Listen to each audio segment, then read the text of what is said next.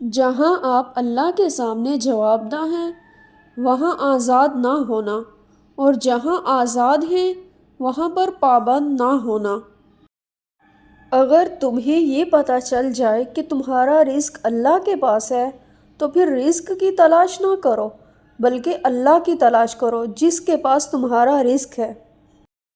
باطن کا سفر یہ ہے کہ جہاں ایسا موقع آ جائے کہ آپ دین میں جائیں یا دنیا میں تو وہاں پر اپنا دین محفوظ کر لیں۔ اگر تیری نسبت باقی کے ساتھ ہو گئی تو تو باقی ہو جائے گا۔ اب تیری نسبت فانی کے ساتھ ہے اس لیے تو فانی ہے۔ فنا سے نسبت اٹھا کے بقا میں لگا دے تو سب آسان ہو جائے گا۔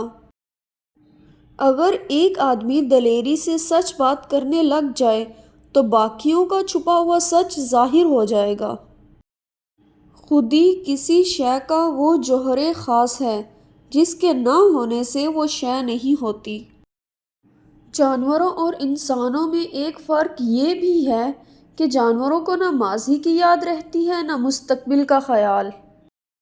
ضمیر کی آواز نہ تو ظاہری زبان سے دی جاتی ہے اور نہ ہی ان کانوں سے سنائی دے سکتی ہے۔